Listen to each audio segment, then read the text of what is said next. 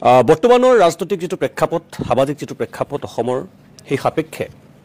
তেওঁক আপুনি ভাল পাব পাৰে বা বেয়া পাব পাৰে কিন্তু কেতিয়াও অস্বীকাৰ কৰিব নোৱাৰে আজিৰ প্ৰেক্ষাপটত সেয়াই হ'ল শৃংখল চলিহা প্ৰথমতে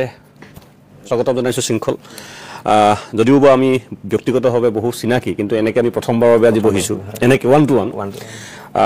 বৰ্তমান ৰাজ্যৰ যিটো পৰিৱেশ পৰিস্থিতি আপোনালোকৰ সংগঠনৰ ফালৰ পৰা যিখিনি কাৰ্যক্ৰমণিকা কৰি থকা হৈছে আৰু ৰাজনৈতিক যিটো প্ৰেক্ষাপট নিৰ্বাচনো আহি আছে এই গোটেইকেইটা বিষয় সামৰি মই কিছু কথা জানিবলৈ চেষ্টা কৰিম ৰাইজৰ মাজত কিছুমান কথা চলিছে সামাজিক মাধ্যমতো কিছু কথা ওলাইছে আপুনি নিশ্চয় জ্ঞাত সকলো কথা এইখিনি কথাও মই আপোনাৰ পৰা জানিবলৈ বিচাৰিম প্ৰথম কথাটো হ'ল আমি বিদেশীমুক্ত এখন অসম বিচাৰোঁ নিশ্চয় ইয়াত কোনো বিদেশী অসমত থাকিব নালাগে অসম অসমীয়াৰ বাবে সেইকাৰণে ইয়াত 6 বছৰ জোৰা বিদেশী বহিষ্কৰণ আন্দোলন হৈছিল তাৰ পিছৰ পৰৱৰ্তী প্ৰেক্ষাপট আপুনিও জানে আমিও জানো সকলোৱে জানে বিদেশী বহিষ্কৰণৰ বাবে বা এই ধৰণৰ যিখিনি কাৰ্যক্ৰমণিকা আপোনালোকে কৰি আছে তাত আমাৰ কোনো ধৰণৰ ক'ব লগা নাই যে বিদেশী মুক্ত এখন অসম লাগে কিন্তু সাম্প্ৰতিক বৰ্তমান সময়ত যি ধৰণৰ মিয়া বিদেশী বা মিয়া উজনি অসমত বিশেষকৈ যিখিনি বহিৰাগত বুলি আমি কওঁ নগাঁৱৰ পৰা গৈছে কোনোবা ধুবুৰীৰ পৰা গৈছে কোনোবা গোৱালপাৰা ইত্যাদি ইত্যাদি তাত বসতি কৰি লৈছে তেখেতসকলৰ বিৰুদ্ধে আপোনালোকে এই যিটো প্ৰক্ৰিয়াটো আৰম্ভ কৰিছে মোৰ কথাটো হ'ল সেই মুক্ত শিৱসাগৰ যোৰহাট লখিমপুৰ ইয়াত বিদেশী থাকিব নোৱাৰিব স্পষ্ট কথা তাত আমাৰ কোনো দ্বিমত নাই কিন্তু এই মানুহখিনিতো এতিয়া তালৈ যোৱা নহয় এই মানুহখিনি হয়তো বছৰ পূৰ্বে এবছৰ মই বেছি দীঘলীয়াও নকওঁ হঠাৎ আপোনালোকৰ এই মিছনটো কিয় হ'ল এই মিছনটো চৰকাৰ ভুলৰ কাৰণে হৈছে আমি বাৰে বাৰে চৰকাৰক কৈ আছোঁ যে উজনি অসমত সন্দেহযুক্ত মানুহ বহিছে বিভিন্ন জেগাৰ পৰা গৈ বহিছে আপোনালোকে যাওক আপোনালোকে খেদক আমি বাৰে বাৰে কথাবিলাক কোৱা হৈছে বহুবাৰ ডিচি অফিচত মিটিং হৈছে এছপি অফিচত মিটিং হৈছে চৰকাৰক কোৱা হৈছে চৰকাৰৰ বৰমূৰীয়াসকলক কোৱা হৈছে যে খেদক সামাজিক মাধ্যম যোগে কোৱা হৈছে আপোনালোকৰ জৰিয়তে কোৱা হৈছে কিন্তু চৰকাৰে নেখেদাৰ কাৰণে আমি যাবলগীয়া হৈছে ভুলটো বিজেপি চৰকাৰ এটা একদম স্পষ্ট কথা এতিয়া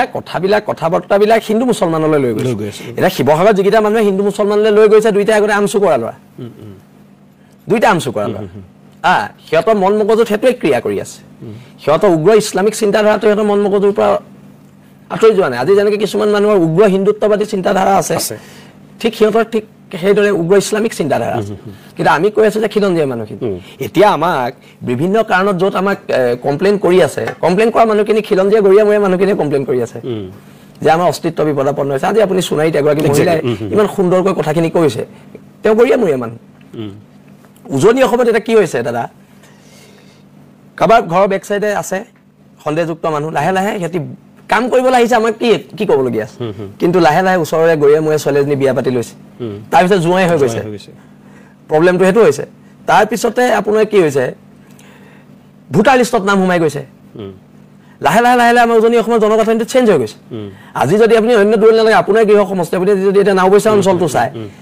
তাত আজি 10 বছৰ আগৰ নাওবৈচা এতিয়া নাওবৈচাৰ মাজত আকাশ পাতাল পাৰ্থক্য আছে হয় কাৰণ কিয় হৈছে লাহে লাহে এই সন্দেহযুক্ত মানুহখিনিয়ে আমাৰ যিটো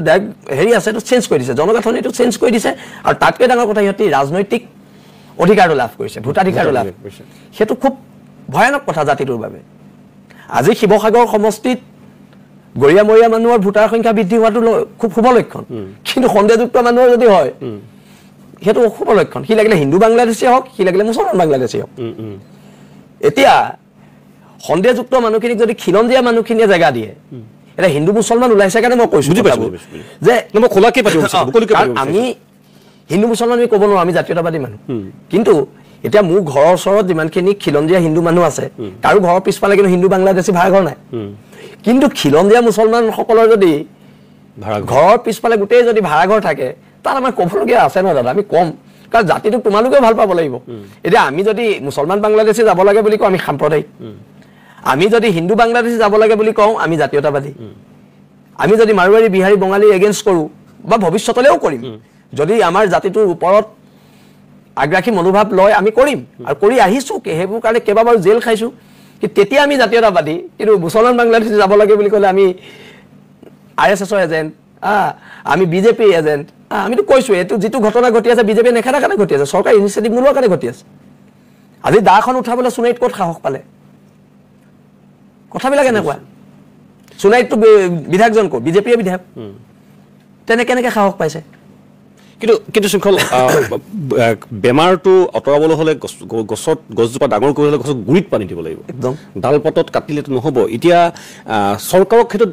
মূল কথা চৰকাৰক বাধ্য কৰাব নিশ্চয়কৈ চৰকাৰক বাধ্য কৰাব লাগিব চৰকাৰৰ বিৰুদ্ধে আন্দোলন গঢ়ি তুলিব লাগিব ৰাইজক জাগৰণ সৃষ্টি কৰিব লাগিব সেয়া একাষৰীয়া কৰি মানুহৰ ঘৰত সোমাই আইন হাতত তুলি লোৱাটো মই অকল বীৰ লাচিত থান বুলি কোৱা নাই দেই যে তেনেকুৱাটো সেইটো আপুনি সমৰ্থন কৰেনে নহয় দাদা চাওক এতিয়া কথাটো হৈছে মানে আমাৰ চৰকাৰে ইমান দিন কৰি থকাৰ পিছত যেতিয়া ব্যৱস্থা নহ'লে একো ধৰণৰ নহ'লে তেতিয়া আমাৰ মানুহখিনি আমাৰ দল সংগঠনবিলাকৰ ধৈৰ্যৰ এটা সীমা আছেতো সীমা আছে আৰু সেইকাৰণে কৰিব লাগিব এতিয়া সোণাৰী যিটো কেছ সোণাৰী কথাটো কি হৈছে এজন একদম অবৈধ বাংলাদেশী মূলৰ মানুহে আহি তাত মাটি কিনি ড্ৰাগছৰ বেপাৰ কৰি আছিলে কিন্তু সেই খিলঞ্জীয়া মুছলমান মানুহগৰাকীয়ে তাত প্ৰটেষ্ট কৰিছে প্ৰটেষ্ট কৰি তেওঁলোকে টাইপাৰ সদস্যসকলক কমপ্লেইন দিছে কমপ্লেইন দিয়াৰ কাৰণে তেওঁলোক গৈছে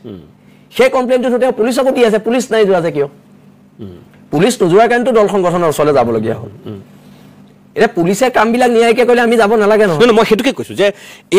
মই সেইটোত আপুনি বা বেলেগ সংগঠন বা সংবাদ মাধ্যমত ভাগ কৰিব খোজা নাই যে যদি আৰক্ষীয়ে নাই কৰা কাম যদি প্ৰশাসনে সেই ব্যৱস্থাটো কৰা নাই আমি সকলো একত্ৰিতভাৱে জাগিব লাগিব নিশ্চয় আমি ৰাজপথলৈ আহিব লাগিব আৰু চৰকাৰক আমি বাধ্য কৰিব লাগিব কামটোত এতিয়া চৰকাৰ বাধ্য নহ'লে কি কৰিব আমি কিমানবাৰ ৰাজপথত আহিছোঁ কিন্তু আমাৰ হাতত গণতান্ত্ৰিক অধিকাৰ আছে এতিয়া মানে বস্তুবিলাক কি হৈ গৈছে বস্তুটো এতিয়া মানে আমচু কৰা ল'ৰাবিলাকে সেইদিনা শিৱসাগৰৰ ৰংঘৰ চাৰিআলিত ওলাই নাৰায় তকবীৰ আল্লাহু আকবৰ সুধিবলগীয়া আছিল বাৰু সেই প্ৰেক্ষাপটটো কি আছিল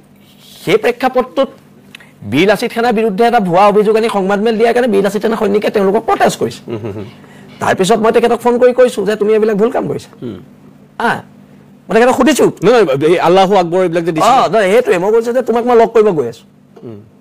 তেতিয়া লগ কৰিবলৈ যাওঁতে তেওঁলোকে এটা ধৰ্মীয় মেৰুকৰণ কৰি তেওঁলোকে একদম হিন্দু মুছলমান কৰি পেলালে মোৰ আৰু এজন ল'ৰাৰ ব্যক্তিগত কাজিয়া বুলিয়ে কৈছোঁ মই বাৰু সেইখনক সেইটো হিন্দু মুছলমানৰ ৰূপ দিছে তাততো আমাৰ আপত্তি আছে আৰু হাতে হাতে দাহ হাতে হাতে তৰোৱাল লৈ যদি শিৱসাগৰত এনেকুৱা হয় হকী ষ্টিক জাঠি জোং লৈ সন্দেহযুক্ত মানুহখিনিক লগত লৈ আহিছে তাৰপিছত যদি এতিয়া সেই মানুহখিনিক লৈ সেই মানুহখিনিৰ বিৰুদ্ধে নাগৰিক সভা হ'ব লাগিছিলে শিৱসাগৰত শুনিছোঁ এতিয়া নাগৰিক সভা আমাৰ বিৰুদ্ধে হৈছে কথা বতৰাবোৰ এনেকুৱা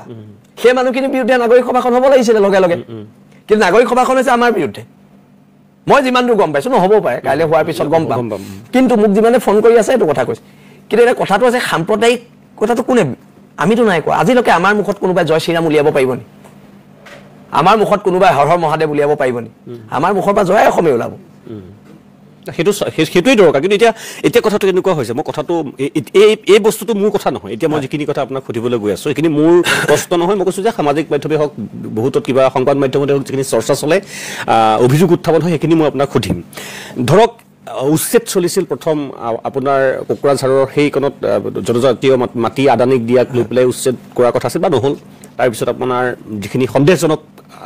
লোক আছিল পাইকান অঞ্চল বা আমাৰ সোণাপুৰ সেইবিলাকত উচ্ছেদ হ'ল উৰিয়াম ঘাটত উচ্ছেদ হ'ল এই উচ্ছেদ হোৱাৰ পিছত তাত যিখিনি মানুহ আছিল সেইখিনি নিজৰ পুৰণা বাসস্থান বা অন্য স্থানলৈ উভতি আহিল সেই সময়তে শিৱসাগৰত এই যুঁজখন আৰম্ভ হৈছে এতিয়া মানুহৰ কোৱাকৈ মই আকৌ কৈছোঁ মানুহৰ অভিযোগ যে আপুনি যিটো কথা প্ৰথমতে উল্লেখ কৰিছিল যে আপুনি যেতিয়ালৈকে আপুনি হিন্দু বাংলাদেশীৰ বিৰুদ্ধাচৰণ কৰি আছিল মাৰোৱাৰী বিহাৰীৰ বিৰুদ্ধাচৰণ কৰি আছিল আপুনি আঞ্চলিকতাবাদী জাতীয়তাবাদী হৈ আছিল আৰু আপুনি মুছলমান মিয়াৰ বিৰুদ্ধাচৰণ কৰাৰ লগে আপুনি সাম্প্ৰদায়িক হ'ল সেইটোৰ জেৰ টানিয়ে মই প্ৰশ্নটো কৰিছোঁ হয় মানুহে কৈছে আপুনি বিজেপিৰ এজেণ্ট চৰ্চা চলিছে আপুনি বিজেপি বুলি নহয় ডক্টৰ হিমন্ত বিশ্ব শৰ্মাৰ মানুহ আপুনি সেইকাৰণে এই যিটো ধৰ্মীয় মেৰুকৰণ হিন্দু মুছলমান নিৰ্বাচন আহি আছে আৰু এই গোটেই গতিটো বেছি দিন নচলে নিৰ্বাচনৰ আগে পিছে এটা পৰিৱেশ সৃষ্টি হ'ব আকৌ বিজেপি শাসনলৈ আহিব হিন্দু হ'ব মুছলমান হ'ব আপোনাক ব্যৱহাৰ কৰি আছে চাওক প্ৰথম কথাটো হৈছে আমাৰ বিবেক আছে বুদ্ধি আছে আৰু আমি বীৰ লাচিত সেনা হয় আমাৰ সংগঠন শুনিছে নি কোনোবাই মই কোৱা আমি আৰু আমাৰ প্ৰত্যেক ডিচিশ্যন আমি হিচাপে হয় আমাৰ সকলোৰে মতামতত হয় বীৰ লাচিত সেনা একেবাৰে নিম্ন পৰ্যায়ৰ তৃণমূল পৰ্যায়ৰ কৰ্মীজনৰ পৰা চেণ্ট্ৰেলৰ সভাপতি সম্পাদকলৈকে সাংগঠনিক সম্পাদকলৈকে মোৰলৈকে আমি সকলোৱে মিলি এটা ডিচিশ্যন কালেক্টিভ ডিচিশ্যন আৰু সেই কালেক্টিভ ডিচিশ্যনটো হ'ব আমাৰ কথা হৈছে যে খেদিব লাগে এতিয়া বিজেপি এজেণ্ট বুলি কৈ আছে এইখন বিজেপি চৰকাৰে হায়েষ্ট জেলত মই সোমাইছোঁ হিমন্ত বিশ্ব শৰ্মাৰ দিনত সোমাইছে সোমাইছোঁ কিয় নাই মোক হিমন্ত বিশ্ব শৰ্মাই NSA লগাইছে আৰু তাৰপিছত যদি মোক কোনোবাই NSA লগাই 4 মাহ ৰাখিছে 4 মাহ মোক জেলত ৰখাৰ পিছত মোক যদি কয় মই হিমন্ত বিশ্ব শৰ্মা এজেণ্ট মই মানি ল'ম নি এনেকৈ ওলাইছে আৰু আপুনি জেললৈ যাবলগীয়া নহয় বোলে মই শুনক আপোনালোকে লিখি ৰাখক মোক ইলেকশ্যনৰ আগতে জেলত ভৰাব লিখি ৰাখক আপোনালোকে ইলেকশ্যনৰ আগে আগে মোক জেলত ভৰাই দিব আপোনালোকে লিখি ৰাখক তেন্তে সেইটো মই এতিয়া বহুতে কৈছে শৃংখল চলীয়া নিৰাপত্তা ৰক্ষী লৈ ঘূৰিছে আমুক তামুক হেনটেন মোৰ কথা কৈ আছে ৰেজাউল কৰিম চৰকাৰে যে নিৰাপত্তা ৰক্ষী লৈ ঘূৰি আছে ৰেজাউল কৰিম চৰকাৰ কাৰ এজেণ্ট মই চৰকাৰক বাৰে বাৰে কৈছো শিৱসাগৰ SP ছাৰক বাৰে বাৰে কৈছো যে মোক আঁতৰাই দিয়ক দৰকাৰ নাই বাৰে বাৰে কৈছো কিন্তু ৰেজাউল কৰিম চৰকাৰে যে এস্কৰ্ট লৈ ঘূৰি আছে সেই কথাটো এতিয়া মানে উত্তৰ বাকী কিনে কি দিব কথাবিলাক এনেকুৱা আৰু মই আপোনাক এটা কথা কৈছো এখন বিজেপি চৰকাৰে আমাৰ ওপৰত যিমান অত্যাচাৰ কৰিছে বেলেগ কোনোবা সংগঠনৰ ওপৰত কৰিছে নি আপুনি যদি এটা RTI যদি আমি নিজেও মাৰো বা আমি এটা তথ্য মোক 2 দিন সময় লাগিব এখন বিজেপি চৰকাৰ দিনত কোন সংগঠনলৈ হাইয়েষ্ট জেললৈ গৈছে বীৰলাচি থানালৈ বীৰলাচি থানালৈ হাইয়েষ্ট জেললৈ গৈছে আৰু আমি স্বৰ্গদেউসকলে দি যোৱা যেটো সাংস্কৃতিক জাতীয়তাবাদে আমাৰ জাতি গঠন প্ৰক্ৰিয়াটো হৈছে স্বৰ্গদেউসকলে সাংস্কৃতিক জাতীয়তাবাদটো কোনোবা থানমান কৰিব এই কথা বতৰাবোৰ নচলিব নহয় কথাটো এনেকৈ ওলাইছে মই একদম খোলাকৈ সুধিব দেই যে আপুনি জন্মসূত্ৰে আপুনি আহোম নহয় আপুনি চলিখা উপাধি জন্মসূত্ৰে আহোম নহয় কোনোবাই সংবাদ মেলো আয়োজন কৰিছে মই ৰাজহুৱাভাৱে কোৱাও দেখিছোঁ যে আপোনাৰ কি অধিকাৰ আছে বীৰ লাচিতৰ নাম লৈ পেলাই আপোনাৰ সংগঠন কৰা মই এটা এইটো মোৰ মই চৰ্চা চলা কথাখিনিয়ে কৈছোঁ দেই বীৰ লাচিতৰ নামত সংগঠন কৰিবলৈ আহোম হ'ব লাগিব নে কিমান হেৰি আছে এইটো মোৰ টিমত আছে হ'লেও আপুনি অকল বস্তুটো ব্যৱহাৰ কৰি আছে বীৰ লাচিতৰ নামটো ব্যৱহাৰ কৰি আহোম নোহোৱাকৈ আহোমৰ স্বয়ম্ভূ ৰক্ষকৰ ৰূপত বা অসমীয়াৰ স্বয়ম্ভূ ৰক্ষকৰ ৰূপত আপুনি অৱতীৰ্ণ হৈছে চাওক আমি স্বৰ্গদেউ চুকাফা আদৰ্শৰে অনুপ্ৰাণিত মানুহ আমি লাচিত বৰফুকনৰ আদৰ্শৰে অনুপ্ৰাণিত মানুহ আৰু যেটো এই বৰ অসমৰ যেটো ভেটি গঢ়ি গৈছিলে বিভিন্ন জাতি জনগোষ্ঠীক লৈ যেটো আদৰ্শৰে আহোমসকলে 600 বছৰ শাসন কৰিছিলে সেই আদৰ্শৰে আমি অনুপ্ৰাণিত বীৰ লাচিত সেনা অসম আৰু বীৰ লাচিত সেনা অসমত খিলঞ্জীয়া ভূমিপুত্ৰৰ প্ৰত্যেকটো জাতি জনগোষ্ঠীৰ সদস্য আমাৰ সংগঠনত আছে সেইটো আমাৰ কাৰণে আটাইতকৈ গৌৰৱৰ কথা আমাৰ ইয়াত গৰিয়ামৰীয়া মানুহ আছে মিচিং মানুহ আছে বড়ো মানুহ আছে কাৰ্বি মানুহ আছে আমাৰ ইয়াত চুতীয়া জনগোষ্ঠীৰ মানুহ আছে আমাৰ ইয়াত কৈবৰ্ত মানুহ আছে কলিতা মানুহ আছে আহোম মানুহ আছে প্ৰত্যেক জাতি জনগোষ্ঠী কোচ ৰাজবংশী মানুহ আছে আৰু সেই কাৰণে বীৰ লাচিত সেনা পৰিয়ালটোৰ সমন্বয় ভেটিডাল খুব শক্তিশালী আপুনি শুনিছে নে এইখিনি কথা মই শুনিছো কিন্তু মই নিজে আহোম ছোৱালী বিয়া পাইছো নাই মই ওলোৱা কথা আৰু এটা কথা মোক সুধিব লগা আছে এইটো মই লগতে সুধি লওঁ যে আপোনাৰ তেজত জাতীয়তাবাদ আছে আপোনাৰ পৰিয়ালৰ কথাটো আৰু দোহৰাৰ কথা নাই মই আপোনাৰ পিতৃ প্ৰয়াত প্ৰণৱজিৎ চলিহা আৰু মুণ্ডাৰ কথা মই নতুনকৈ ক'বলৈ নাযাওঁ কিন্তু আপুনি ইমান খঙাল কিয় ইমান খং উঠে পটককৈ খংটো কিয় উঠে মাৰিম কাটিম খংটো এনেকৈ নহয় কথাটো হৈছে কি মোৰ খংবিলাক ক'ত উঠে যেতিয়া এটা নহ'বলগীয়া কাম হয় তেতিয়া খং উঠাটো স্বাভাৱিক শিৱসাগৰৰ নিচিনা সমন্বয় আৰু সম্প্ৰীতিৰ জেগাত যেতিয়া ধাৰ্মিক শ্লোগান দিব দা লৈ মানুহ ওলাই আহিব এটা নিৰ্দিষ্ট ধৰ্মক কাট বুলি ক'ব তাত খং উঠাটো স্বাভাৱিক দাদা স্বাভাৱিক কথা মানে আনুষ্ঠানিকভাৱে মই পিটিম মাৰিম খং উঠিছে এইটো মই মোৰ দেউতাও খুব খঙাল আছিলে ময়ো অলপ খঙাল কিন্তু সেইকাৰণে ডিচিশ্যন লোৱাত বহুতবাৰ ভুল কৰিছোঁ জীৱনত বহুতবাৰ ডিচিশ্যনত ভুল হৈছে সেইকাৰণে সমালোচনা আৰু মই যিমান দূৰ আপুনি খং যিমান আপোনাৰ আছে মনটো সিমানো আপোনাৰ চকুপানী ওলাই পটককৈ চকুপানী ওলাই এইটো কিমান দেখাত আপোনাক যেতিয়া আপোনাৰ কথাখিনি কোনোবাই শুনিব যে এইটো নিচিনা আৰু খঙাল মানুহ নাই এইটো নিচিনাত অকল মাৰিম কাটিমকৈ থাকে মই প্ৰশ্ন যাম মই পটককৈ কওঁ যে এইটোত আপুনি ঘৰৰ মায়ে আপোনাৰ পৰিবাৰ বাইদেউ আপোনাক গালি নাপায় নে এইটো কাৰণে পাৰে মায়ে গালি দি থাকে আৰু মানে কি হয় আবেগটো বেছি আৰু আবেগিক মানুহৰ খংটো বেছি এইটো কথা হয় কিন্তু মই আপোনাক এটা কথা মই নিশ্চয় ক'ব পাৰোঁ নিশ্চয় যে আপোনাৰ নিচিনা অসমখনক ভাল পোৱা মানুহৰ বা অসমৰ ৰাইজে বিচাৰে গতিকে এতিয়া আমাৰ বয়সো হৈছে অকণমান খং ৰাগবিলাক কমালে নিশ্চয় ভাল হ'ব এতিয়া কথাটো হ'ল যে আপুনি এই চুকাফাৰ যিটো কথা উল্লেখ কৰিছিল আমি চুকাফাৰ আদৰ্শৰে যাওঁ বা আমি অসমীয়াক ভাল পাওঁ শিৱসাগৰ মানে এটা সাতাম পুৰুষীয়া সম্প্ৰীতি শিৱসাগৰক বাদ দি আমি অসমৰ নক্সা আঁকিব নোৱাৰোঁ শিৱসাগৰীয়া মানুহক বাদ দি আমি অসমীয়া মানুহৰ ইতিহাস গঢ়িব বা চুবই নোৱাৰোঁ সেইটো ক'ৰবাত বিনষ্ট হৈছে নেকি একদম বিনষ্ট হৈছে সেইটোৱেতো কৈছোঁ বিনষ্ট কৰাকেইটাৰ হৈ যিকেইটা ল'ৰাই পৰিৱেশটো বিনষ্ট কৰিলে সিহঁতৰ বিৰুদ্ধে কোনো মাত মতা নাই বিনষ্ট কৰাৰ বাবে প্ৰতিবাদ কৰাৰ কাৰণে আমাৰ বিৰুদ্ধে মাত মাতিছে মই আপোনাক কথাটো বুজাই দিছোঁ মানে যিটো হৈছে এটা ধৰ্মক কাটিব লাগে বুলি ৰংঘৰ চালি যায় ৰংঘৰ পৰা 100 মিটাৰ দূৰত দাদা সন্দেহযুক্ত গোটেই মানুহ লগত সহযোগী আমাৰ খিলঞ্জীয়া মুছলমান কেইজন দা লৈ আহিছে এই লৈ আছে পুলিচে চাই আছে পুলিচ নীৰৱ দৰ্শক সেনে কিয় পুলিচে লগে লগে এৰেষ্ট নকৰিলে বহুত ডাঙৰ কথা এতিয়া ধৰ্মীয় উন্মাদনাটো তাত কোনে বহাইছে এতিয়া কাইলৈ সম্ভৱ নাগৰিক সভাত ক'ব এনেকুৱা ধৰণৰ কথা মিছা কৈছে এনেকুৱা ধৰণৰ চিঞৰা নাই আমাৰ চব প্ৰমাণ আছে চিঞৰা তাৰ ল'ৰাই তাৰ খিলঞ্জীয়া মুছলমান ল'ৰাই মোক ফোন কৰি কৈছে এনেকুৱা ধৰণৰ কথা বতৰা ইয়াত চলিছে আমুক ধৰ্মৰ ল'ৰা পালে কাটি দিবি গোটেই গাড়ীবিলাক ৰখাই ৰখাই চেক কৰিছে ইয়াত শিৱসাগৰত সেইদিনা ৰাতি এতিয়া কথা বতৰাবোৰ নিউজে সেইদিনা নেদেখুৱালে তাত কিন্তু প্ৰায় সংখ্যক নিউজ গৈছিলে কিন্তু নেদেখুৱালে মই ৰিপৰ্টাৰ নামে সৈতে কৈ দিব পাৰিম কিন্তু মই নকওঁ কিন্তু নিউজটো নাই দেখুওৱা কিন্তু সেই কামটো যদি শৃংখল চলীয়া জয় শ্ৰীৰাম চিঞৰি কেপিচালিত কৰি থাকিলেহেঁতেন দেখুৱালেহেঁতেন এইটো ভয়ানক কথা প্ৰত্যেক গাড়ী চেক কৰিছে মই ভাইটি এটা স্কৰপিঅ' গাড়ী এখনত ঘূৰি ফুৰো কাৰণে স্কৰপিঅ' গাড়ীবিলাক ৰখাই ৰখাই শৃংখল আছে নি এনেকৈ খুচি খুচি চাইছে দা লৈ এতিয়া সেইবিলাক কথা বতৰা ক'লে এতিয়া আমি সাম্প্ৰদায়িক পুলিচৰ আগত দা লৈ খুচি খুচি চাইছে পুলিচকেইটা ৰখি আছে এই বীজটো কেনেকৈ সোমা লাগে সেইটো আমচু কৰাকেইটাই ভৰাইছে কিন্তু এটা কথা বীজ ভৰালে বুলি ওলাই আহিব আজি যদি মই মোৰ ঘৰৰ ওচৰৰ খিলঞ্জীয়া মানুহখিনি খিলঞ্জীয়া হিন্দু মানুহবিলাক ক'বলগীয়া হৈছে আৰু খিলঞ্জীয়া হিন্দু মানুহখিনি ক'বই আমি বেলেগ ধৰ্মৰ মানুহ কাটোংগে বুলি তেওঁলোক ওলাই আহিব নি তেওঁলোকে মোক গালি দি ঘৰত ভৰাই থৈ দিব কিন্তু এটা ওলাই অহাটো ভয়ানক কথা হৈছে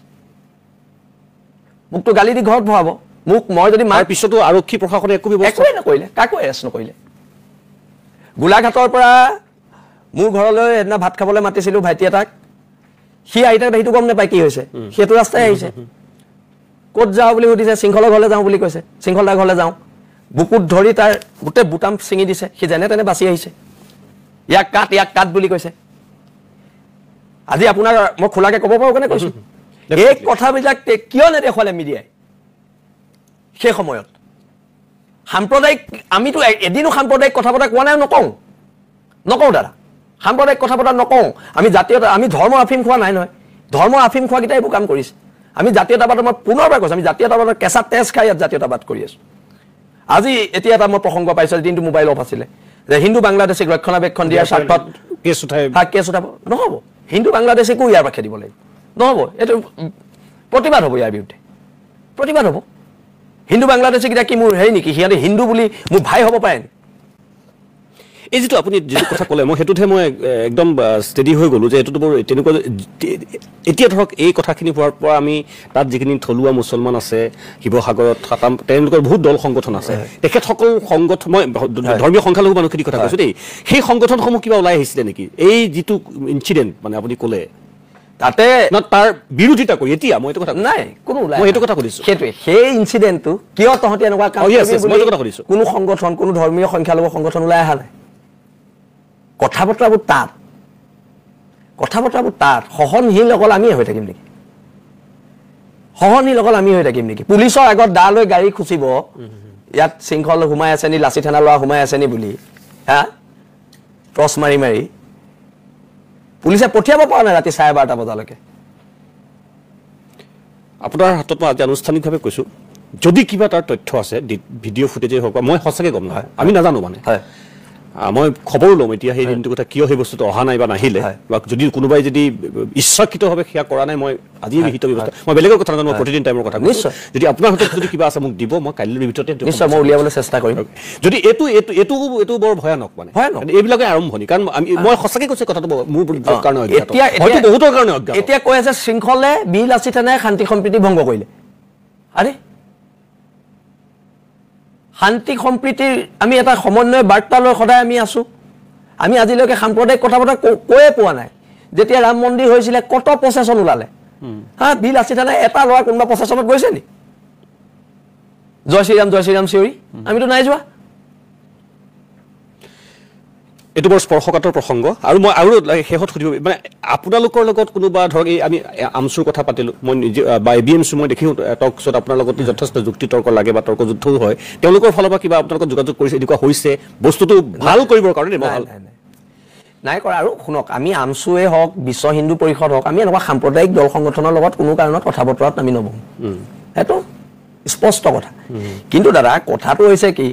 সাম্প্ৰদায়িক উত্তেজনাটো যোনে সৃষ্টি কৰিছিলে সিহঁতিকেইটা ক'বাতে মানে সিহঁতিকেইটা নাইকিয়া হৈ গ'ল, উজ্জ্বল হৈ গ'ল। এতিয়া সাম্প্ৰদায়িক বাতাবৰণটো আমি সৃষ্টি কৰিছোঁ বুলি এটা মানে নেক্সাছ বনাইছে, এইটো মানে বামপন্থী মানুহখিনিয়ে বনাইছে, বামপন্থী মানুহখিনি লেফটিষ্ট আইডিঅলজি মানুহখিনিয়ে বনাইছে। আৰু মই আপোনাক কৈছোঁ নহয়, শিৱসাগৰত আজিলৈকে কোনো খিলঞ্জীয়া মানুহে এনেকুৱা ধৰণৰ কাম কৰা নাই, কিন্তু সেইদিনাটো এইটো ভয়ংকৰ কাম হৈছে, ভয়ংকৰ। সেইটোতো আৰু কৰাটো মানি ল'ব নোৱাৰি, সেইটো প্ৰশ্ৰয় দিয়াটো মানি ল'ব নোৱাৰি। এতিয়া নিয়মতে জবাবদিহি কৰিব লাগিছিলে। এটা ল'ৰাই অন কেমেৰা ক'ব ইয়াত বাংলাদেশী হ'লেও ইয়াত থাকিব, কোনো খেদিব নোৱাৰিবি, দল সংগঠনৰ ল'ৰা ডিঙি চিঙি দিম, দল সংগঠনৰ ল'ৰা যদি আমাৰ এলেকাত সোমাও ভৰি কাটি দিম, সেনেকুৱা ধৰণৰ কথা কোৱাৰ পিছত সেই ল'ৰাকেইটাক জবাবদিহি নকৰি দল সংগঠনক কিয় জবাবদিহি কৰা হৈছে, কাৰ প্ৰৰোচনাত কৰা হৈছে? ৰাজনীতি কৰি থকা মানুহৰ 2026 আহি আছে, কোনোবা ইলেকশ্যন খেলিব, কোনোবা MLA হ'ব, মন্ত্ৰী হ'ব, আমিতো নেখেলো ইলেকশ্যন নেখেলে। এতিয়া ইলেকশ্যন খেলা মানুহকেইটাৰ টেনশ্যনটো বেছি হৈছে দাদা, আমাৰ নেখেলাকেইটা নাই হোৱা নহয়, আমি নেখেলো যে আমাক ভোটেই নালাগে। আৰু ভৱিষ্যতলৈ ইলেকশ্যন খেলিলে কোনো সন্দেহযুক্ত মানুহৰ ভোট নালাগে, হিন্দু হওক মুছলমান হওক কাৰো ভোট নালাগে। তেনেকৈ ইলেকশ্যন খেলিব পাৰিব আপুনি? নিশ্চয়কৈ নালাগে।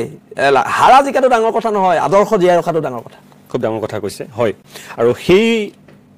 আদৰ্শ বোলা বস্তুটো নাইকিয়া হৈ যোৱাৰ কাৰণে আজি সমাজখন অৱক্ষয় হৈ গৈছে। হয়, নিশ্চয়। ৰাজনীতিলৈ যোৱাৰ পিছত যেতিয়া ক্ষমতাকেন্দ্ৰিক হৈ পৰে মানুহৰ জীৱন, তেতিয়া আৰু অসমখনৰে হয়তো এইটো আমাৰ ট্ৰেজেডি, দুৰ্ভাগ্য। মই আৰু এটা প্ৰসংগ উলিয়াব বিচাৰিছোঁ, যিহেতু আপুনি আমি ঠিক কাষেৰে গৈছোঁ বিষয়টোৰ, সেইটো হ'ল শিৱসাগৰৰ বিধায়ক অখিল গগৈ। 2021 চনত তেতিয়া শিৱসাগৰ নিৰ্বাচন হৈছিল, আমাৰ অসম বিধানসভাৰ নিৰ্বাচন। তাত আমি দেখা পাইছিলোঁ, মই নিজেও কভাৰেজ কৰিবলৈ শিৱসাগৰ গৈছিলোঁ। অখিল গগৈটো তেতিয়া কাৰাগাৰত আছিল, কাৰাবন্দী হৈ অন্যতম আপুনি প্ৰচাৰকৰ ভূমিকা গ্ৰহণ কৰিছিল। হঠাৎ সেই 5টা বছৰ সম্পূৰ্ণ নহওঁতেই আপুনি যিজন মানুহ দেহে কেহে লাগিছিল, খাটিছিল, তেওঁ কৈছিল শৃংখল মোৰ ভাই, ককাই ভাইৰ মাজত এই সংঘাত, মতান্তৰটো ডাঙৰ কথা নহয়, মনান্তৰ পৰ্যায়লৈ গুচি গ'লগৈ। আপোনাৰ মুখ্য সচিবলৈ চিঠি লিখিব লগা হ'ল অখিল গগৈ, কিয়? চাওক, অখিল গগৈ চিঠিখন লিখিছে, তেওঁ ভাবিছে শৃংখল ৰুমটোৱে কাজিয়া কৰিব, বিলাসী থানা দুভাগ হ'ব। আমাক চৰকাৰী ডাঙৰ ডাঙৰ সংস্থা লাগিলে আমাক দুভাগ কৰিবলৈ, আমাক নোৱাৰিলে দুভাগ কৰিব, চলিছিলে মানে। আমাক দুভাগ কৰা বহুত ষড়যন্ত্ৰ হৈছে। অখিল গগৈ ভাবিছে চিঠি লিখিম, বিলাসী থানা দুভাগ হ'ব, এটা ফৈদ ৰন্টু পানী ফুকন হ'ব, এটা ফৈদ শৃংখল চলিয়া হ'ব।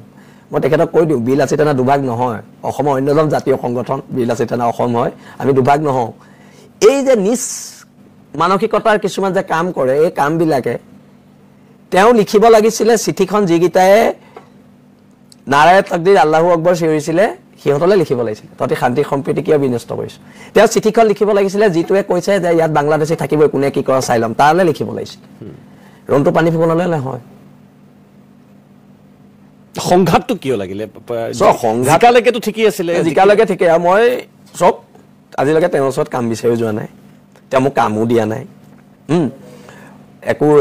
হেৰি কৰা নাই। আৰু মোৰ কথাটো হৈছে আমাৰ বিলাসী থানা সৈনিকসকল তেওঁৰ ওপৰত অলপ অসন্তুষ্ট হ'ল, কাৰণ তেওঁ যে জিকাৰ পিছত বিলাসী থানা সৈনিকসকলক ধন্যবাদ সূচক মন্তব্য এটা নিদিলে। বছ, আমাৰ বিলাসী থানা সৈনিকসকল চব মধ্যবিত্ত পৰিয়াল, তেওঁ ঠিকা নিদিলেও আমাৰ চবৰে ভাল ভাল গাড়ী আছে, হেৰি আছে, চব চলি যাব, চবৰে ভাল ভাল মানে টকা পইচা থকা ঘৰৰ ল'ৰা, প্ৰায়বোৰ ল'ৰা 90% ল'ৰা টকা পইচা থকা ঘৰৰ ল'ৰাই। আৰু সেইকাৰণে আমাৰ ল'ৰাখিনিও অকণমান ইগ'ৰ হাৰ্ট হ'ল। তাৰপিছত মোক ক'লে যে আমি ইমানকৈ লাগি দিছিলোঁ, আমাক কিন্তু কাম বিচাৰ সেই বিচাৰ এইবোৰো একো মৰ্পান্তৰ হোৱা নাই। কিন্তু তেওঁ যে ধন্যবাদ এটা নিদিলে ল'ৰাখিনিক, সেইটো লৈ ল'ৰাখিনি খুব অফেণ্ডেড হ'ল। সেইকাৰণে আমাৰ লগত সম্পৰ্কটো বাঢ়ি গ'ল, মানে ব্যৱধান বৃদ্ধি হ'ল। এতিয়া নিৰ্বাচন আহি আছে, আপোনালোকৰ ভূমিকা কি হ'ব? মই যদি শিৱসাগৰ সমষ্টিটোৰ কথা, শিৱসাগৰত আমাৰ ভূমিকা হ'ব, আমি জাতীয়তাবাদৰ পক্ষত থাকিম, চাওঁ এজন ভাল জাতীয়তাবাদী নেতা যদি আমি জিকাই পঠিয়াব। কাৰণ বিজেপি, কংগ্ৰেছ আৰু ৰাইজৰ দল অখিল গগৈ থাকিলে বেলেগটোতো 4 নম্বৰটাও থাকিব পাৰে, নাথাকিব, আহিব কোনোবা এজন আহিব। কাৰণ মই কৈছোঁ যে আপোনালোকে বিজেপিকো সমৰ্থন কৰিব নোৱাৰে, কংগ্ৰেছকো সমৰ্থন কৰা নোৱাৰে। এতিয়া বৰ্তমানৰ বিধায়ক আপুনি ক'লেই এইটো কথা, গতিকে সেই অল্টাৰনেটিভটোৰ এটা অল্টাৰনেটিভ বাচিব লাগিব, বিকল্পতাটো বাচিম, বিকল্পতা চাবি চলে বাচিম, কথা বতৰাবোৰ এতিয়াৰ পৰা পাতিব লাগিব, বিকল্প চিন্তা এটা কৰিব লাগিব, বেলেগটো উপায় নাই। মই এতিয়া বিৰতি লৈ লওঁ, সৰু বিৰতি এটা আছে, তাৰপিছতে মই এটা কথা জানিবলৈ চেষ্টা কৰিম যে অন্যান্য জাতীয় দল সংগঠন তেখেতসকলৰ লগত আপোনাৰ সম্পৰ্ক, আৰু কিছু 2-এটা প্ৰশ্নও আছে।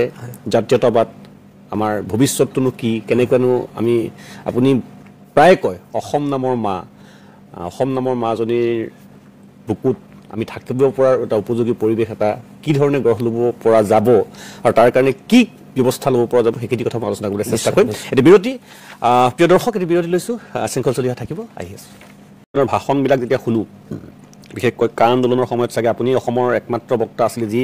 মই গান আৰু এটা গান লাগে বুলি দৰ্শকে কোৱা শুনো কিন্তু আৰু ভাষণ লাগে বুলি তেতিয়া আপোনাৰ ভাষণৰ প্ৰতি সমৰ্থন আগবঢ়াইছিল তেতিয়াই মই আপোনাৰ ভাষণবিলাক যেতিয়া শুনা যায় জাতীয় সংগঠন বিশেষকৈ মই সদৌ অসম ছাত্ৰ সন্থা বুলি কওঁ বা অন্যান্য আপোনাৰ খুব এটা ভাল ভাৱ নাই যেন লাগে নাই এনেকুৱা কথা নাই এটা সমুজ্জ্বলদাৰ লগত মোৰ খুব ভাল ৰিলেশ্যন মানে শিৱসাগৰত কেনেকুৱা আপুনি ভাল পাওঁ সমীৰণ মই 2005-6 শিৱসাগৰ কলেজৰ সাধাৰণ সম্পাদক আছিল 5-6 আচ্ছা 2005 5 পৰা 6 6 পৰা 7 দুটা টাৰ্ম আছিল তাৰপৰা মোৰ টাৰ্মৰ পিছত সমীৰণ হৈছে সমীৰণক ফাৰ্ষ্ট টাৰ্মটো মই আমিয়ে জিকাইছো আচ্ছা তাৰপিছততো আমি ওলাই আহিছোঁ কলেজৰ পৰা তাৰপৰা আকৌ সিও কণ্টিনিউ দুবাৰ হৈছে এতিয়া ধৰক আছু এজেৱাইচিপি টাইপা আটাছু এই বৰ্তমানৰ অসমৰ যিটো প্ৰেক্ষাপট এতিয়া আপুনি গোটেই সংগঠনখিনিৰ ভূমিকাক লৈ আপুনি সুখী নে ভাল সকলোৰ লগতে মোৰ ব্যক্তিগত সম্পৰ্ক বসন্ত কাইৰ লগত ভাল এতিয়া আটাছুৰ দুটা ভাগ হৈ আছে যদি মোৰ মিলনদাৰ লগতো ভাল ভাস্কৰৰ লগত ভাল সমীৰৰ লগত ভাল উৎপলৰ লগত খুব ভাল আছুৰ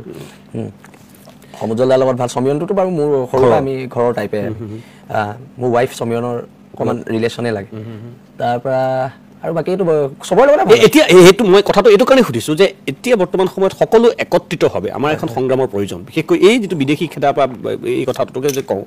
তেনেকুৱা এটা পটভূমি আমি ভাবিব নোৱাৰোঁনে যে সকলোৰ উমৈহতীয়া এটা আমব্ৰেলা লাগিবই মই কাৰ্বি আংলঙতো কৈছোঁ কাৰ্বি ছাত্ৰ সন্থাৰ লগত আমাৰ কথা বতৰা হৈছে এটা আমব্ৰেলাৰ তলত থাকিব লাগিব কিন্তু কথাটো কি হৈছে আন্দোলনবিলাকৰ ৰিজাল্টটো লাগিব দাদা ৰিজাল্ট লাগিব ডেফিনেটলি এতিয়া মানে সদায় আন্দোলনবিলাক অভাৰলেপিং কৰা হয় এটা সংগঠনে কৰি আছে আকৌ বেলেগ এটা সংগঠন গ'ল সিহঁতেও বেলেগকৈ কৰিলে এওঁলোকো বেলেগকৈ কৰিলে এই বস্তুটো অভাৰলেপিং হ'ব নালাগে এতিয়া ধৰি লওক আমাৰ শিৱসাগৰ যমুনা বেদখলৰ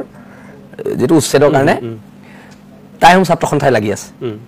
আকৌ তাত যদি গৈ আমি সহযোগ কৰিব লাগিব তেওঁলোকক সেইটো বেলেগ কথা আকৌ আমিও গৈ যদি বেলেগকৈ আকৌ সেইটো ইছ্যুকে ধৰোঁ তেতিয়া আন্দোলনবিলাক ভাগ ভাগ হয়তো যিহেতু সদৌ টাইম ছাত্ৰ সন্থাই আৰম্ভ কৰিছে আমি তেওঁলোকক সহযোগ কৰাটো ভাল কথাটো সেইটো হ'ব লাগে লাগিলে টাইম ছাত্ৰ সন্থাই যদি সমস্যাটো সমাধান কৰে ইয়েছ ভাল কথা সমস্যাটো সমাধান হৈ গ'ল মোৰ সমস্যাটোৱে সমাধান হ'ব লাগে এইটোৱে মই সদায় কওঁ যে আন্দোলনবিলাকৰ কোন সংগঠনে কৰিলে সেইটো ডাঙৰ কথা নহয় সমস্যাটো সমাধান হ'ব লাগে মই আপোনাক কথাটো এইটো কাৰণে সুধিছোঁ যে এই যে বিদেশী সমস্যাটো আমাৰ সমস্যা হৈয়ে আছে আমি ছবছৰীয়া অসম আন্দোলন দেখিলোঁ অসম চুক্তিখন পালোঁ অসম চুক্তিৰ 6 নম্বৰ দফাক লৈ পেলাই কি হ'ল কি নহ'ল আপোনাৰ চকুৰ আগতেই সেইখিনি স্পষ্ট হৈ আছে 6 নম্বৰ দফা উচ্চস্তৰীয় সমিতি হ'ল উচ্চস্তৰীয় সমিতিৰ প্ৰতিবেদন জমা দিয়াৰ পিছত কি অৱস্থা কি দুৰৱস্থা সেইটো আৰু ক'বলৈ বাকী নাই NRC প্ৰসংগত লৈ যদি আমি আহোঁ NRC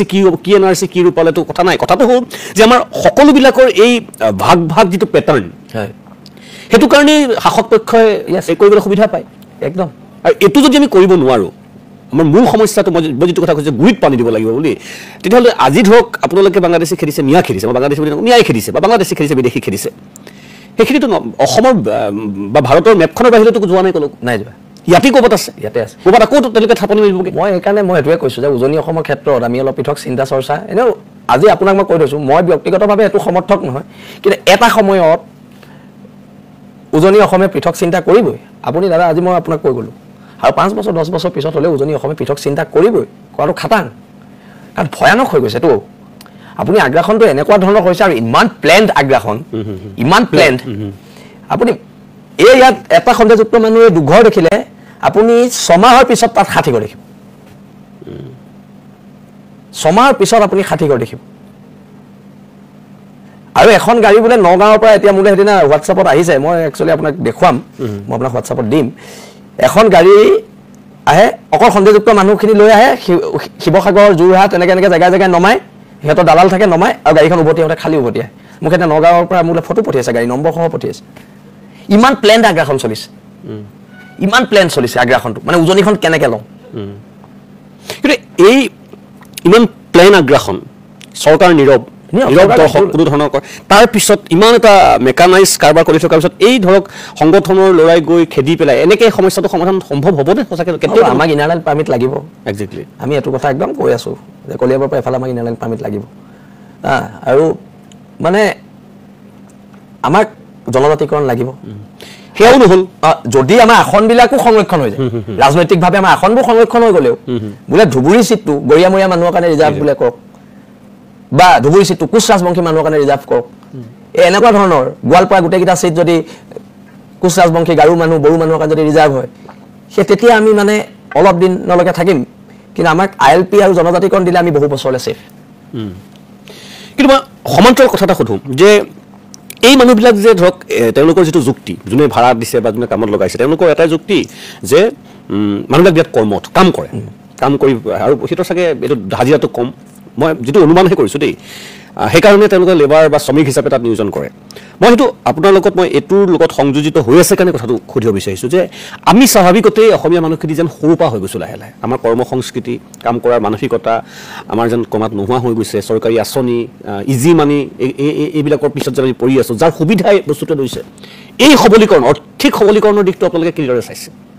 না চাওক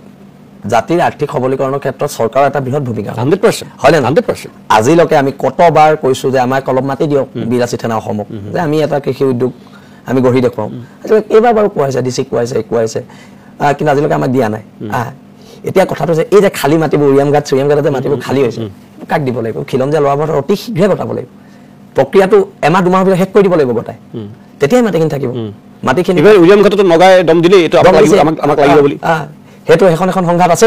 আকৌ নগাৰ লগত এখন সংঘাত মই সদায় ভাবোঁ যে নগা আৰু অসমীয়া যিটো সমন্বয় বাৰ্তাটো সদায় থাকক তথাপিতো আমি পাতিম আমাৰ লগত নগা ছাত্ৰ সন্থাৰ খুব ভাল আছে নাগা আৰু মই নাগামিজো খুব ধুনীয়াকৈ ক'ব জানো আৰু এইকাৰণে আমি পাতি ল'ম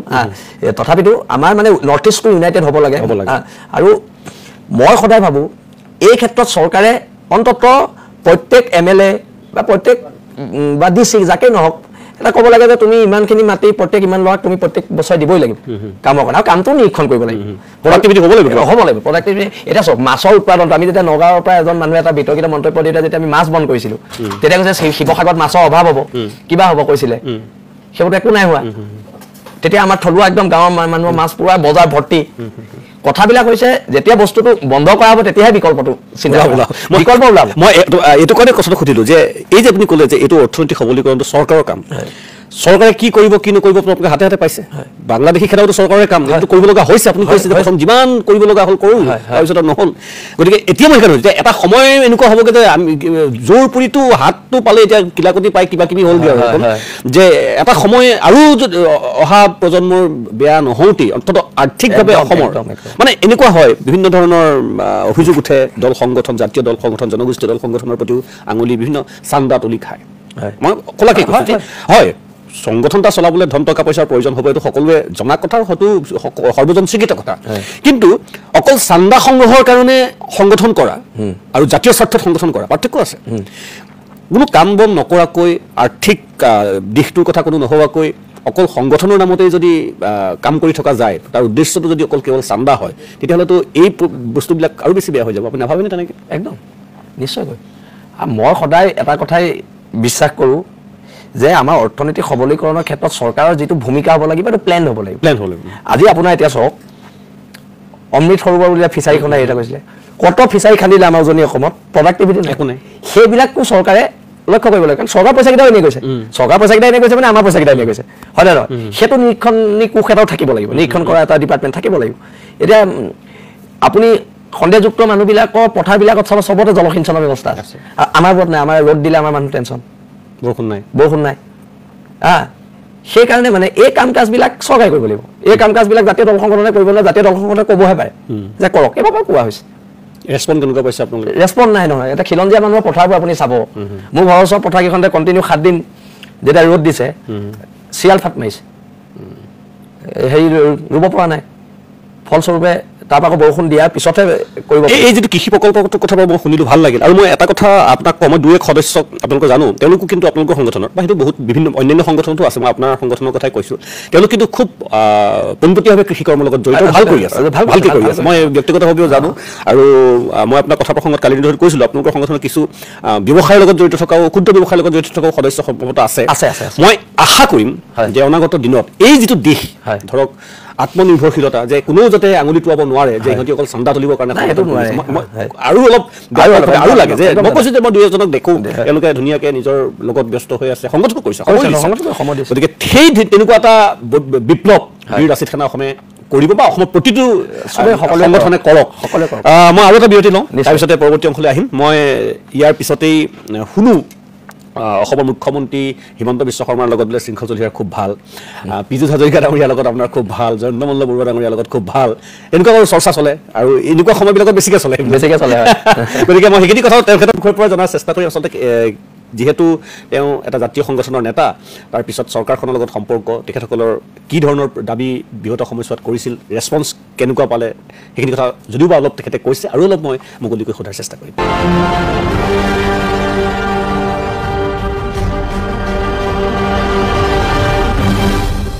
অতি আহিছোঁ নিউজৰ মাজলৈ ইতিমধ্যে শৃংখল চলিহাৰ লগত আমি কিছু কথা পাতি আছিলোঁ আপোনালোকে গম পাইছে মই বিৰতিলৈ যোৱাৰ পূৰ্বে কৈছিলোঁ যে শুনিছোঁ ছ'চিয়েল মিডিয়াত এতিয়া ধৰক আপোনাক যিখিনিয়ে বেয়া পায় বা বেয়া পাইছে সেইখিনিয়ে খুব লিখি আছেতো আপোনাৰ বিৰুদ্ধে তেতিয়া মানে প্ৰশ্ন কথাবিলাক তেখেতসকলে এনেকুৱাকৈ লিখে যে আপুনি মই প্ৰথমতে মই ক'লোৱেই যে খুব ভাল সম্পৰ্ক আপোনাৰ যে ডক্টৰ হিমন্ত বিশ্ব শৰ্মা পীযুষ হাজৰিকা আপোনাৰ জয়ন্ত মল্ল বৰুৱাকে আদি কৰি যিসকল বৰ্তমানৰ মন্ত্ৰী বা মন্ত্ৰীসভাখনৰ মুখিয়াল খুব ভাল সম্পৰ্ক মাজতো পইচা পাতি কথা ওলাইছিলে এতিয়া চাওক জয়ন্ত মল্ল বৰুৱাকে মই লগ পাইছোঁ দেই কাম এটা দি পেলাই ফটোখন ওলাইছিলে যে জয়ন্ত মল্ল বৰুৱাক আমি কৈছিলোঁ টুৰিজিমৰ বহুত মাটি মানে পৰিত্যক্ত ঘৰ বহুত পৰি আছে শিৱসাগৰত আমি কৈছিলোঁ আমাক এটা অফিচৰ কাৰণে দিয়ক সেইকাৰণে আমি এখন এপ্লিকেশ্যন দিব গৈছিলোঁ সেইটো ফৰ্মেল এপইণ্টমেণ্ট লৈ গৈছোঁ মই আৰু হৰ কুমাৰ গগৈ গৈছিলোঁ এপ্লিকেশ্যনখন দিওঁতে এখন ফটো মাৰিলোঁ স্মাৰক পত্ৰখন দিওঁতে সেই খানটোত বোলে মই 1 কোটি টকা লৈ আহিছোঁ বুলি এতিয়াও ছ'চিয়েল মিডিয়াত চৰ্চা চলি থাকে পইচা লৈছে এতিয়া কথাবোৰ এনেকুৱা কিন্তু খামত যে 1 কোটি টকা নোসোমায় এই কথাবিলাক সুস্থ মানে মস্তিষ্কৰ মানুহে বুজি পায় মানুহৰ সমালোচনাটো থাকিবই আমি জাতীয় জীৱনত আছোঁ আমাৰ সমালোচনা থাকিব ভুল কৰিছোঁ ক'ৰবাত সমালোচনা কৰিবই কিন্তু সমালোচনা সুস্থ সমালোচনা হ'ব লাগে আজিকালি সমালোচনাৰ নামত যিবোৰ শব্দ ব্যৱহাৰ কৰা হয় যিবোৰ বাক্য ব্যৱহাৰ কৰা হয় সেইবিলাকে আমাক নহয় মানে আমাৰতো এটা টাৰ্ম আমি গুচি গৈছে কিন্তু এই উঠি অহা প্ৰজন্মবিলাকে যদি এইবিলাক চায় এতিয়া মই সেইদিনা অখিল গগৈ মাতৃক খবৰ ল'বলৈ গৈছিলোঁ তাতো এগৰাকী মহিলাই যি অসভ্যভাৱে কমেণ্ট দিছে এতিয়া কথাটো হৈছে কি তেওঁ কমেণ্টটো লৈ মোৰ আপত্তি নাই তেখেতৰ এইটো মানসিকতা তাত প্ৰকাশ পাইছে কিন্তু সেইটোৱে যে আহিবলগীয়া প্ৰজন্মক দিগদাৰ কৰিবতো প্ৰব্লেমটো তাতহে হৈছে এই কথাবিলাক এতিয়া মই চাওক মই সেইবাৰ লগ পাইছোঁ জয়ন্ত মল্ল বৰুৱাক যেতিয়া আমাৰ জয়মতী উৎসৱ হৈছিলে শিৱসাগৰত তেতিয়া মই তাত লগ পাইছোঁ পীযুষ হাজৰিকা ডাঙৰীয়াক মানে আমি একেলগে আৰু সকলো দল সংগঠনৰ লগত তেওঁ এখন বৈঠক হৈছিলে সেই বৈঠকতে লগ পাইছোঁ এতিয়া বাকীটোতো মোৰ তাই ফোন নম্বৰ আছে না কিবা আছে কিন্তু কথাটো হৈছে কি এনেকুৱা ধৰণৰ কথা বতৰাই একো সমালোচনা থাকিব কিন্তু এইটো যে নহয় এইটো পিছত যেতিয়া সময় লিখিব তেতিয়া ইতিহাস লিখিব তেতিয়া কথা বতৰাবোৰ ওলাবতো কথা বতৰাবোৰ যদিতো লগ কৰিছোঁ সেইটো ওলাব যদি লগ নাই বা যদি মিলি আছোঁ সেইটো ওলাব যদি মিলি থকা নাই সেইটো ওলাব 2000 যিটো আপোনাৰ 24ৰ নিৰ্বাচন হৈ গ'ল আপোনালোক যোৰহাট সংসদীয় সমষ্টিৰ অন্তৰ্গত দেখিছিলোঁ বাৰু আপোনাৰ মুখেৰে সুধোঁ আপোনাৰ ভূমিকা কেনেকুৱা আছিল তেতিয়াও আমি গৌৰৱ গগৈক জিকোৱাৰ ক্ষেত্ৰত সেই সময়ত কিন্তু গৌৰৱ গগৈ এজ এ কংগ্ৰেছ জিকা নাই কিন্তু গৌৰৱ গগৈ যিটো সত্য মই যিটো দেখিছোঁ সেইটো নহ'বও পাৰে গৌৰৱ গগৈ বুলি জিকিছে আৰু গৌৰৱ গগৈ খিলঞ্জীয়া মানুহৰ ভোটত জিকিছে খিলঞ্জীয়া মানুহ একজেক্টলি গৌৰৱ গগৈ খিলঞ্জীয়া মানুহৰ ভোটত জিকিছে কিন্তু একদম খিলঞ্জীয়া মানুহে স্বতঃস্ফূৰ্ত ভোট মাৰিছে মই প্ৰত্যেক মানুহৰ লগত কথা পাতিছোঁ খিলঞ্জীয়া মানুহে গৌৰৱক খিলঞ্জীয়া হিচাপে ভোট মাৰিছে কাৰণ তাত কোনো জাতীয়তাবাদৰ প্ৰাৰ্থী নাই এইবাৰ যদি তাত ষ্ট্ৰং জাতীয়তাবাদৰ প্ৰাৰ্থী থাকিলেহেঁতেন যদি লুৰিণজ্যোতি গগৈ থাকিলেহেঁতেন তেতিয়া তাত লুৰিণজ্যোতি গগৈ জিকিলেহেঁতেন যদি তেওঁ বিজেপি কংগ্ৰেছৰ লগত এলায়েন্স নকৰাকৈ অকলে খেলিলেহেঁতেন শিৱসাগৰ লুৰিণজ্যোতি গগৈ জিকিলে কাৰণ শিৱসাগৰ এবাৰ জাতীয়তাবাদৰ পচন্দ ঢৌ আছে মানে যোৰহাট লোকসভা সমষ্টিটো সেই জাতীয়তাবাদৰ সেইটো স্থিতিত জিকিছে গৌৰৱ গগৈক ধৰক জাতীয়তাবাদৰ সেই ঢৌ মাজেৰে আপোনালোকে জিকাই পঠালে এতিয়া আপুনি গৌৰৱ গগৈৰ পৰা যি আশাৰে জিকাইছিলে পাইছেনে চব মোৰ পাবলগীয়া মই আপুনি ব্যক্তিগতভাৱে পোৱা নাই শিৱসাগৰ মানুহেতো 5 বছৰৰ পিছত ডিচাইড কৰিব এতিয়া তপন গগৈ ডাঙৰীয়াক কাৰণ নেপালে কাৰণেতো চেঞ্জ হৈছে ক'লে নহয় আৰু বেছি দিন ৰখিব নাই 2029 যদি নাই পোৱা চেঞ্জ কৰিব কিন্তু কথাটো হৈছে কি মই ভাবোঁ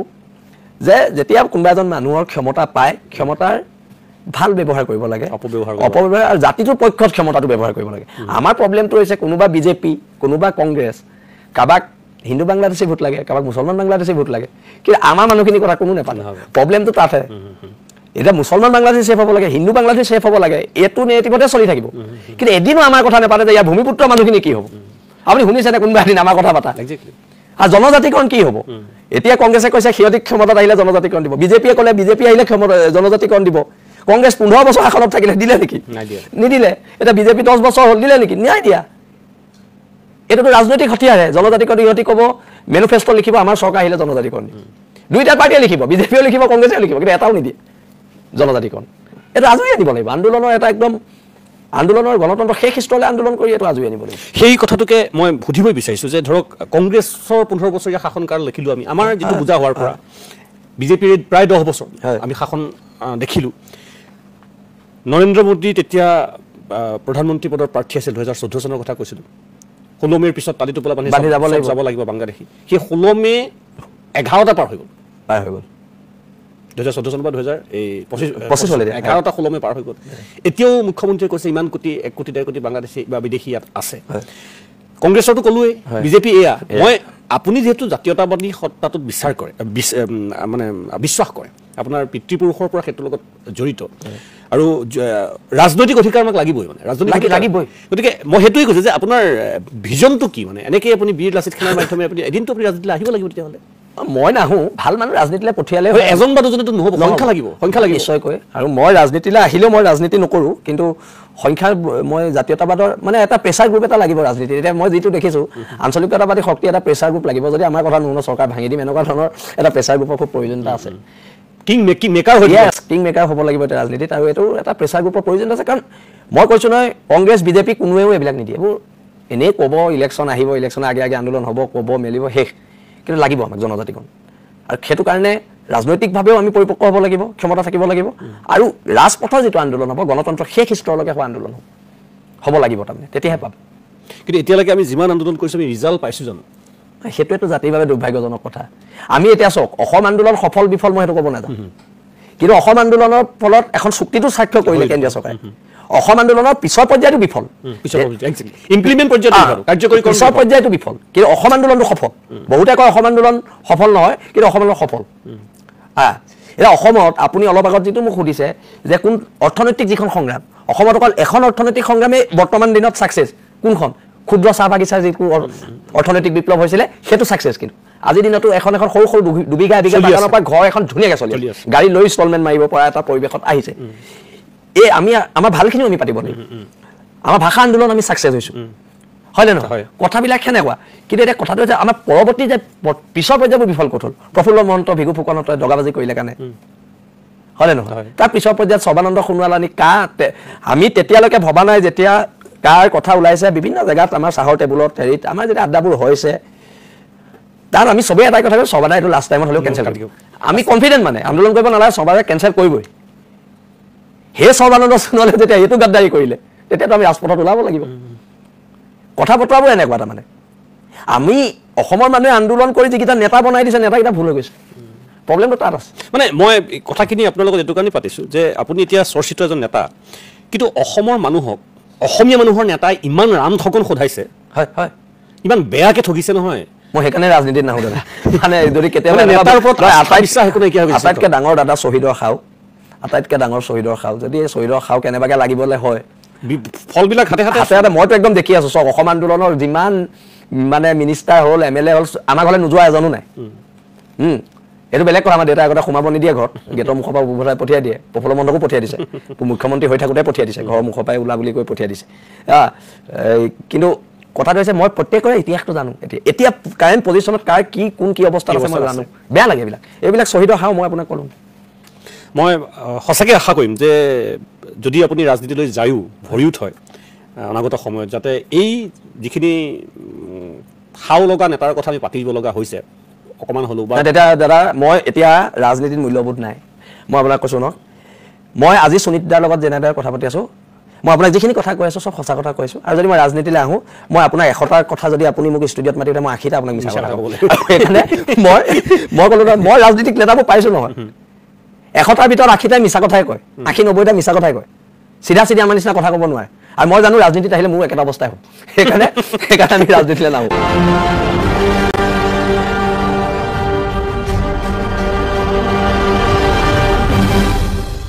আমাৰ লগত শৃংখল চলিহা আছে বীৰ লাচিত খান অসমৰ তেখেত কেন্দ্ৰীয় প্ৰশাসনিক সচিব মই প্ৰথমতে সেই অভিযোগসমূহলৈ গৈছিলোঁ মাজত অকণমান আমি বেলেগ কথা পাতিলোঁ শেষতো মই অভিযোগেৰে শেষ কৰিব বিচাৰিছোঁ মই বেছি সময় নাপাওঁ বাৰু আৰু 6 মিনিটমান পাম অভিযোগ উঠে মাজে মাজে আকৌ যে শৃংখল চলিহাই উপঢৌকন লৈ পেলাই আন্দোলন কৰে SK পেট্ৰ এতিয়া যিটো আন্দোলন কৰিলে তাৰপৰা আপুনি ৰিগ ল'লে দুলীয়াজানত কিবা এটা পেট্ৰল পাম্প যে হ'ল তাৰপৰাও পইচা ল'লে এনেকৈ পইচা পাতি লৈ থাকে বোলে আপুনি দাদা শুনক আন্দোলনৰ ন্যায্যতাবিলাক এইটো সময় দিব আজি SK পেট্ৰক আমি 6টা দাবী দিছোঁ 6টা দাবীয়ে শিৱসাগৰ দুজন সাংবাদিকে আমাক লিখি দিছে যিহেতু আমাৰ অইল ছেক্টৰৰ লগত সম্পৰ্ক নাই মই আইডিয়া নাই নাজানো তাত কি সুবিধা আছে কি অসুবিধা আছে তাৰপিছত বহুতে ফেচবুকত লিখিছে যে এটা ৰন্টু পানী ফুকনৰ শৃংখল চলিয়াই ল'লে দাদা এটা ৰিগ আমাক দিলেও আমি ল'ব নোৱাৰোঁ এটা ৰিগ ল'বলৈ ইমান টকা লাগে